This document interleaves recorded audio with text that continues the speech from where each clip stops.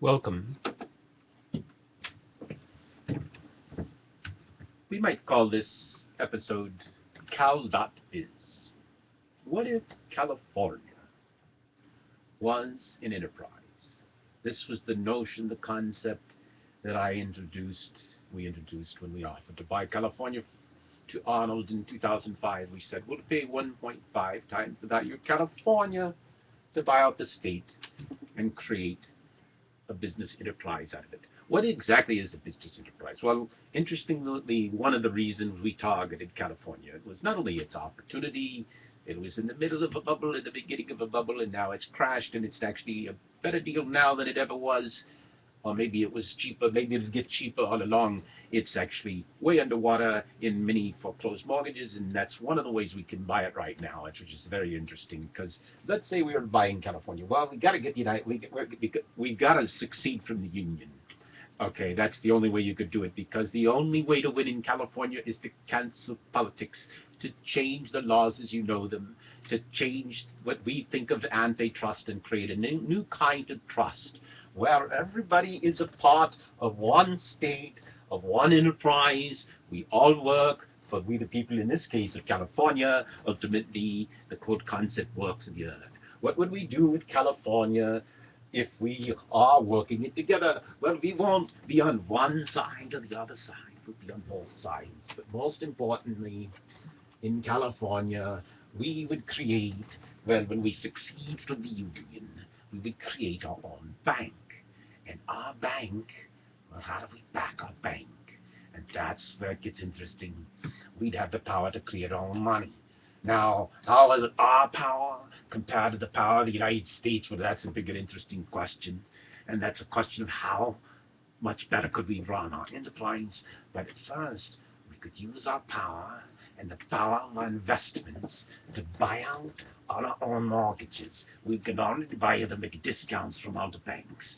And basically, well, we'll change the banking system of California to the one, a new banking system owned by Californians. We'll own, if we're going to let two banks bank in California, we'll own one side and the other. But our banks aren't going to be banking anything really as you know it, because we will create a single virtual electronic, super electronic currency money that's entirely digital, which gets us into some other things. We need to buy our technology companies.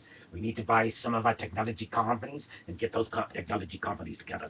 And, well, we might have to sell out some of our defense companies, because crazy Californians are going to say, we don't want to pay for war anymore. We're going to succeed from the union. We'll pay out our part of the $15 trillion in the federal deficit. We'll pay a share if you want to, like, protect us from nukes coming on from Russia and China, which we're not going to really worry about too much. But because we're California, we're a land of fruits and nuts, but we'll pay a little bit of security. But in California, we might decide we don't want to pay running around the world, chasing down every terrorist in the land.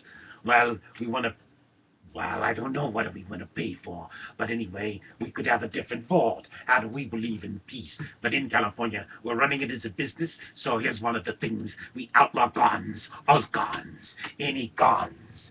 No guns except toy guns, ray guns, because we're going to Californialize. We're going to turn California into Disneyland. And here's how we do it. We take California from almost the top to almost the bottom. We'd stop around San Francisco, Sacramento with our first phased plan to build bullet trains all the way down to LA, San Diego, across, turn the Salton Sea fresh, build it up. Hey, Vegas could go out of business if we decide to more legalize gambling.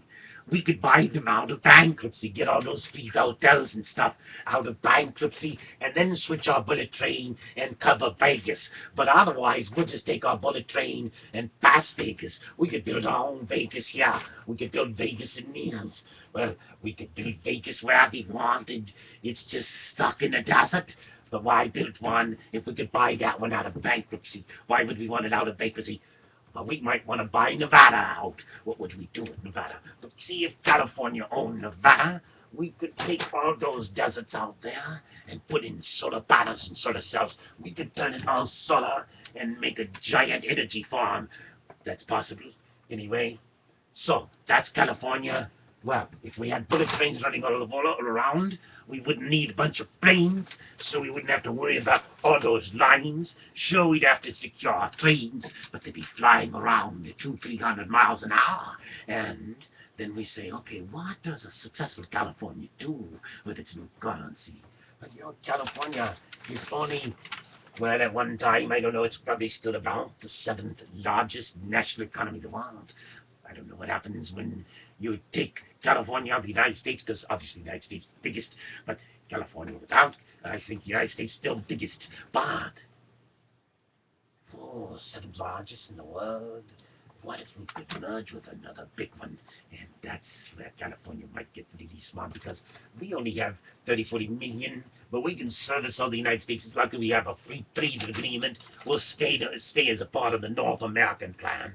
Now, the people on the other side of the United States are going to get yelling at it for trying to succeed from the Union. No, all we're trying to do is succeed from the Union. And so, in order to do that, we must get rid of politics as you know it. And in the politics of the future, here's how it works. Everybody is in a state, and let's consider this state is like a subsidiary of an enterprise. This state could be the United States, it could be China, Russia, India. Okay, in that state, you get the vote about the state, but the state operates as a business. But within the business, we say, what are the services that we guarantee our people they're going to provide? And then we need to find business opportunities within the business of this business to provide those. But not just like private interest, that can be connected and owned by our enterprise, we the people of Earth, and the subsidiaries. And so, in this case, we say, okay, but then there are big business, global businesses. We have our big old, technology businesses, and our businesses that are global and developing technologies that are more global in scale. And those businesses, we have a shared interest, and especially during the transition period. We don't run our business by democracy. In fact, you could argue you don't even run your nation, of your strategies of a nation, by democracy. You vote your shares. You vote your shares just like, well, if I have more equity, if you are richer in the enterprise because you vote your shares in the enterprise, you'll get to vote your shares. So the Republicans vote their shares and get their higher influence, but in the business affairs, not the affairs of the rights of man. Now, it gets complicated in terms of how do we balance the needs of the many against the needs of the few. Well, the few need things, and we need to give them things. It's really small noise in the big scheme of things. It's how we make sure to build better housing. It's basically, are we going to live and build and have California continue to be a police state? Okay, one where, well, throw them out in the street and then play war on them until somebody catches them, and eventually 3 strikes, they're out, and they're permanently in our prison system, and then we get to build more prison guards. And what the heck are we building around here in California? Well, we could ask this question to the world, because it's not quite a California question. And so, that's why you have to just say, listen, we're going to change all the rules. There's going to be, if we're going to turn this place into Disneyland and have ray guns and split guns in the streets, we're going to have to, well, we're going to have to say no rail guns. And by the way, with all these bullet trains running around, we're going to need a lot of consumers. And where are we going to get the most consumers for building this Disneyland out in California? That's why our best move would be to merge with China. We get ourselves 1/4 of the consuming population of the world, and all we have to do is, well, we might as well buy Boeing or Airbus or something, because we need a lot of planes flying people. If our big Disneyland is all the way there, I don't think we can do a bullet train from California to China unless we get Alaska to succeed from the Union and Russia to join in. I don't even know if we need bullet trains there. Actually, we'll be flying space shuttles by then anyway. But is that the point? It could be the point. But the point is, well, we need a way to grow our enterprise. And ultimately, it really gets down to you build your enterprise on debt. I was reading today, which is interesting, and it's like, what a crazy time of the year right now, coming up to the Olympics. And now we have this massacre, murder in Aurora, Colorado. Did you know there's a mental hospital that's still named Aurora? I think it's called Aurora. Anyway, that's pretty crazy, right? It's like they've already pre-named their name. But it's like, why do we kill? Why do we have these wars around the world? We've been doing it from day one. We think that we are playing the game right. Actually, capitalism was a losing game when we started trading against ourselves, and Wall Street became nothing more than a casino. And in the long run, this is the problem with Vegas over here. Because when you take your casino and have the people lose their money in the casino, and if that casino's the investment, that's Vegas, and they're investing in your casino, and your housing market becomes the other investment, and that's their casino. And then all of a sudden, this casino crashes. Everybody crashes. And then what happens? The casino crashes because the people can't lose any more money in the casino. And the casino can't pay its mortgages. Unless you're somebody like Steve Wynn, you're probably screwed. He keeps rolling and screwing over his casinos and selling them to the next guy. And so he's probably left with only one casino left standing. And sold all the rest. He's like more of his casino developer. And Trump, he doesn't worry about it because all these other people own the debt and the problems. He just puts his name on it, gets a cut for his name. But anyway, that's another story entirely. Or is it? Well, so, how would we run California as a business? Well, we could ask that same question for the entire United States.